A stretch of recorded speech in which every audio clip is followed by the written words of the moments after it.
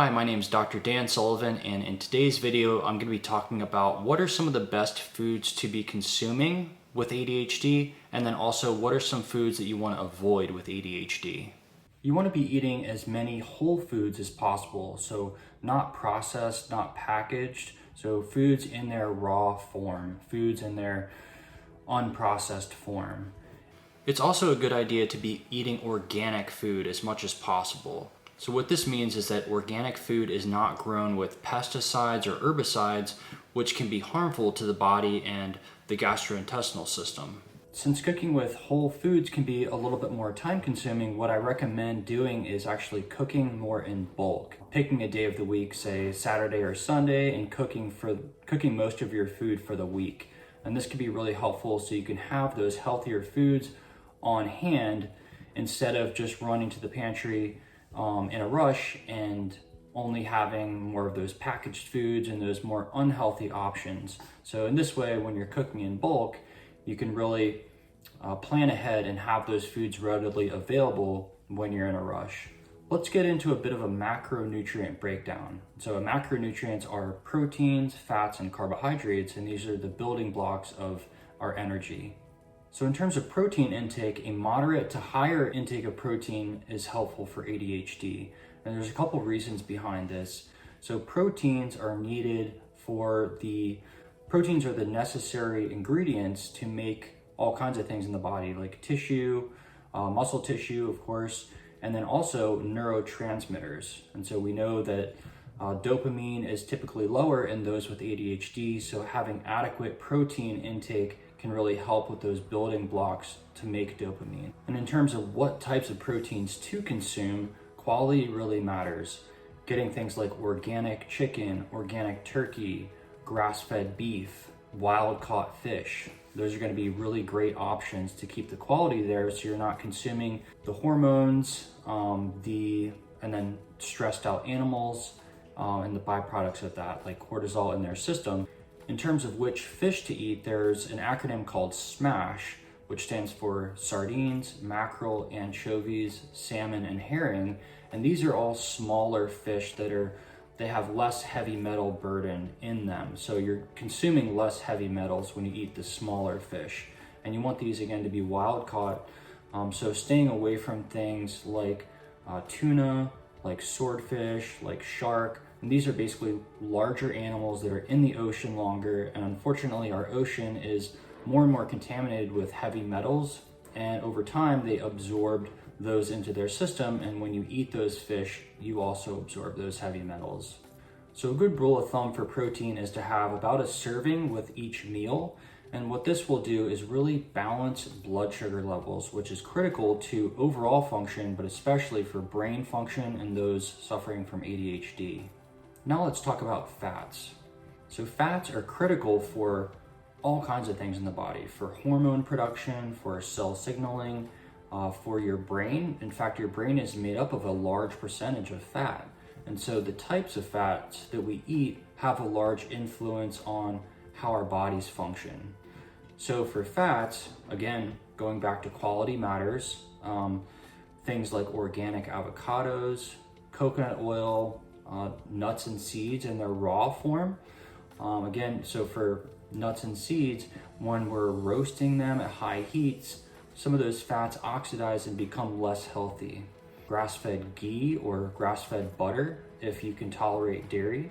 Also, you're getting some fat from the meat or the fish, and specifically the fish and fish oil is very, very helpful for brain health and for ADHD. And in terms of carbohydrates, what I like to recommend is basically a lower sugar diet. So getting rid of those refined carbohydrates, those candies, pastries, bread, things like that are very starchy or sugary. Those tend to really cause fluctuations in blood sugar, which can be not very helpful for having an optimal functioning brain.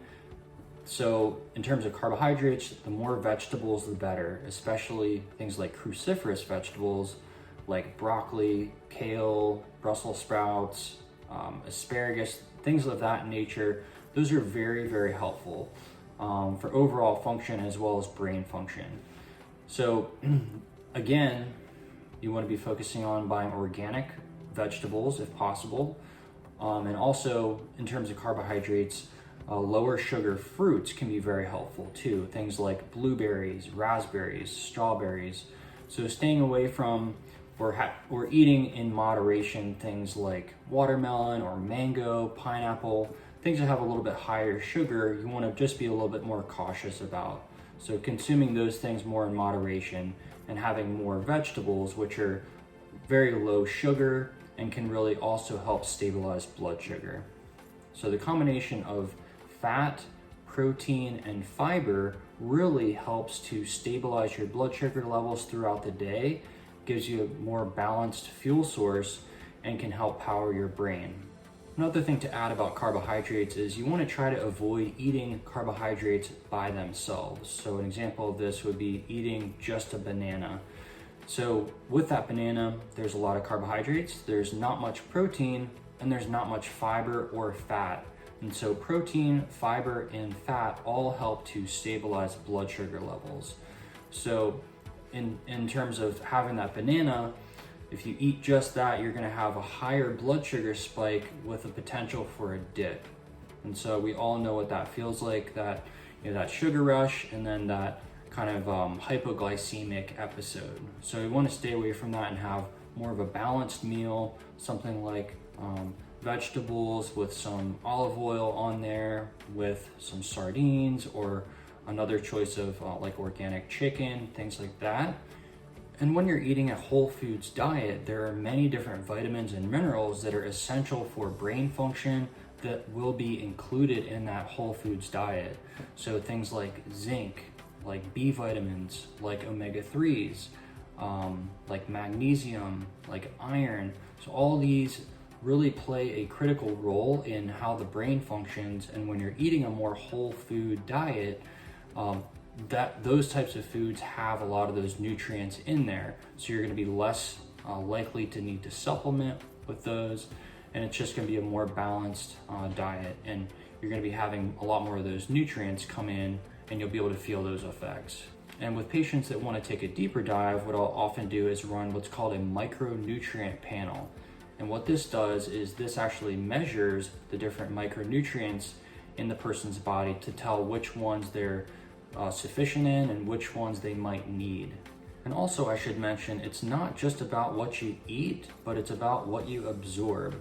So if you're finding yourself having gastrointestinal complaints like gas, bloating, indigestion, constipation, or diarrhea, these can all be signs that there's something going on in the gut and that you're not really absorbing all the nutrients that you could properly.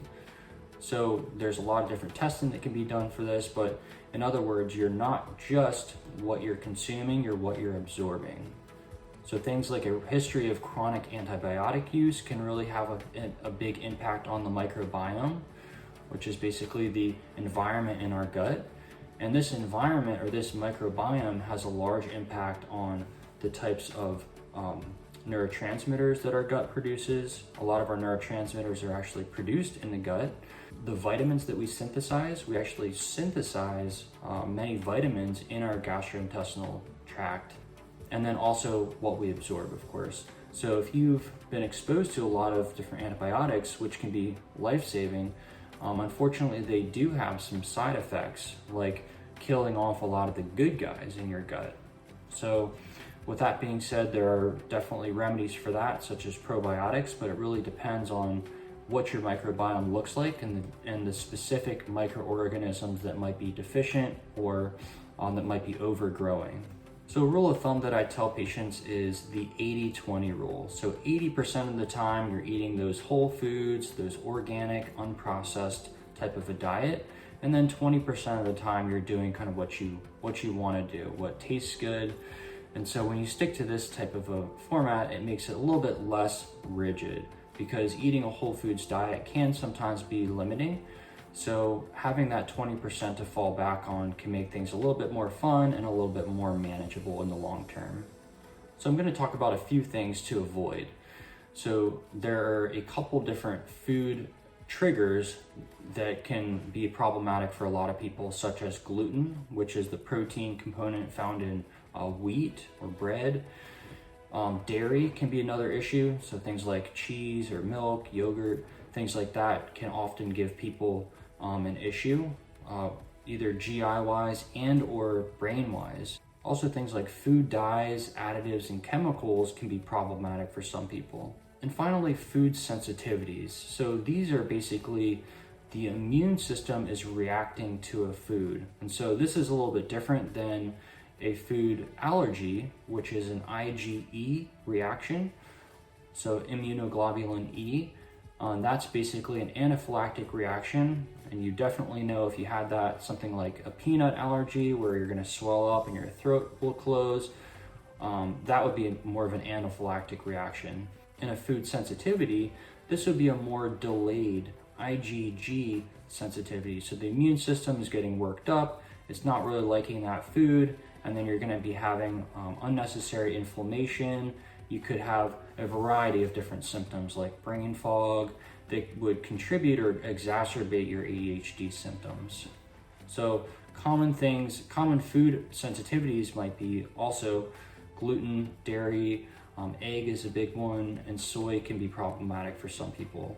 So it's really important to rule out what these food sensitivities are, what you're reacting to. So you can do what's called an elimination diet, which is eliminate all the major food triggers for at least 4 to 6 weeks, and then start slowly adding them back in one at a time and seeing how your body does. And so if it reacts, you know that's the food that you probably need to avoid at least for some time until you accomplish some healing in the gut and you may be able to tolerate that food again. So I hope this video was helpful. If you found value in this video, like it and subscribe to the channel for plenty more on ADHD.